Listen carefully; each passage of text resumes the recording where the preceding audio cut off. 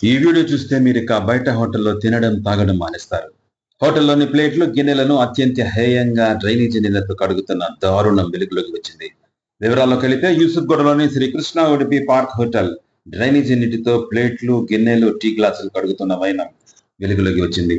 కొన్నాళ్లుగా పైపుల్లో drainage leak అవుతుంది. అయినా పట్టించుకోకుండా హోటల్ యాజమాన్యం డ్రైనేజీ నీటితోనే హోటల్లోని ప్లేట్లు గిన్నెలు టీ కప్పులు కడిగేస్తున్నారు.